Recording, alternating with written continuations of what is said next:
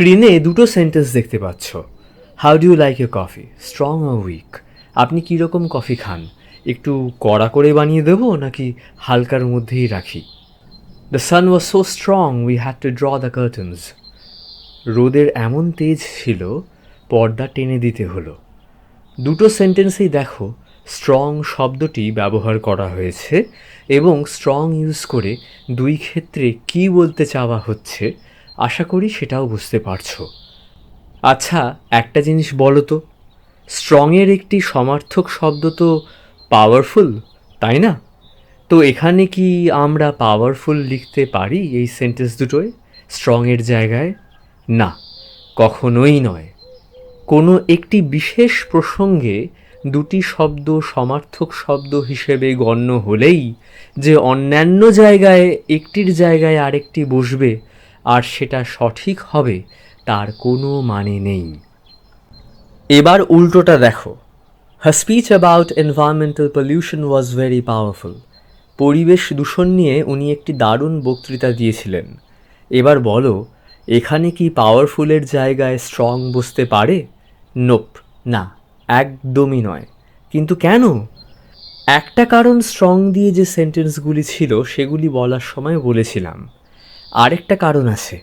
ভালো করে ভেবে দেখো, কিছু শব্দের সাথে কিছু স্পেসিফিক শব্দই বসে। সেটা যদি না করা হয় তাহলে ভাষার ব্যবহার একটু অস্বাভাবিক মনে হয়। কিছু শব্দের সাথে কিছু স্পেসিফিক শব্দ ব্যবহার করলে সেটা ন্যাচারাল শোনায়, আর অন্য শব্দ ইউজ করলে আনন্যাচারাল শোনায়, মনে হয় ভীষণ বেমানান লাগছে। এটা যে কোনো ভাষার ক্ষেত্রেই সত্যি। এই একটি শব্দের সাথে আরেকটি শব্দ বসে সঠিক শব্দ চয়নের মাধ্যমে ভাষার সাবলীলতা অর্জন করাকে কলোকেশন বলে। কফির সাথে স্ট্রং যায়, পাওয়ারফুল নয়। আবার স্পিচের সাথে পাওয়ারফুল যায়, স্ট্রং নয়। আমরা বলি বৃষ্টি পড়ছিল তাই আসতে পারলাম না বা যেতে পারলাম না। আমরা কি বলি আসতে পেলাম না, যেতে পেলাম না?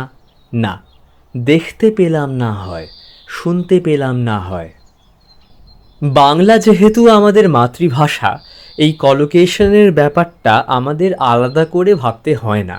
কিন্তু অন্য ভাষা শিখতে গেলে এবং প্রপারলি শিখতে গেলে এই কলোকেশনের ওপর ফোকাস করতেই হবে। আরেকটা মজার জিনিস দেখো, স্ক্রিনে এখন যে দুটি সেন্টেন্স দেখতে পাচ্ছ, তুমি যদি এই দুটি সেন্টেন্সে মনে মনে স্ট্রংয়ের জায়গায় পাওয়ারফুল বসাও আর পাওয়ারফুলের জায়গায় স্ট্রং বসাও, তাহলেও সেন্টেন্স দুটি গ্রামাটিক্যালি ভুল হবে না। কারণ তুমি তো একই পার্ট অফ স্পিচের অন্তর্গত শব্দ বসাচ্ছ।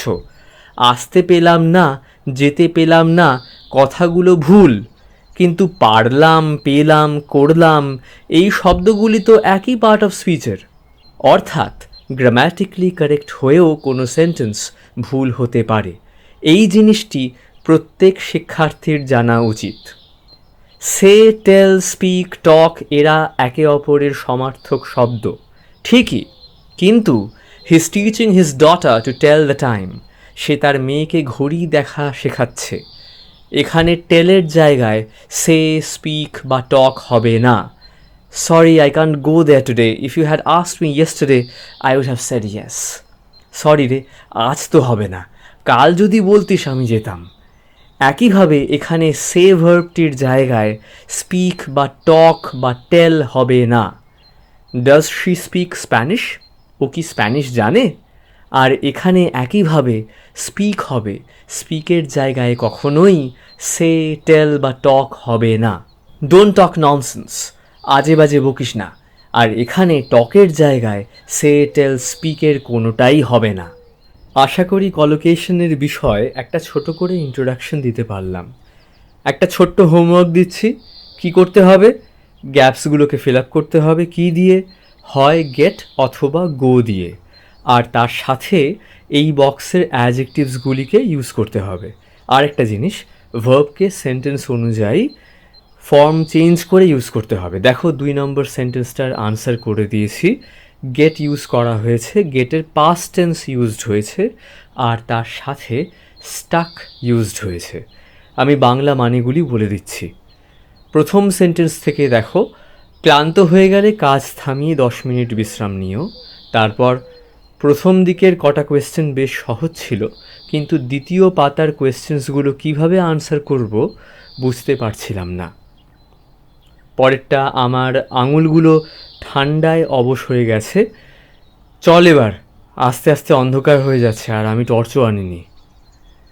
আর লাস্টেরটা, আমার চুলের রং দেখ, আমার মাত্র 18 বছর বয়স আর আমার এখনই চুল পেকে গেছে।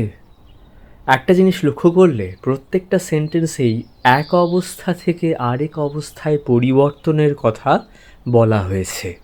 এই চেঞ্জটা গো এবং গেট এই দুই ভার্ব দিয়ে আমরা বোঝাতে পারি, কিন্তু কোথায় কোনটা বসবে সেটাই তোমাদের হোমওয়ার্ক। ডিকশনারির সাহায্য নিয়েই আনসার করো। কমেন্ট সেকশনে লিখে জানিও। কলোকেশনের ওপর পরের যে ভিডিওটা বানাবো সেখানে আনসারগুলো বলে দেবো। ঠিক আছে, নতুন কিছু যদি শিখে থাকো তাহলে ভিডিওটা লাইক করো আর চ্যানেলটাকে সাবস্ক্রাইব করো যদি এমনই আরও ভিডিওস দেখতে চাও। Until next time, this is আরবি সাইনিং অফ।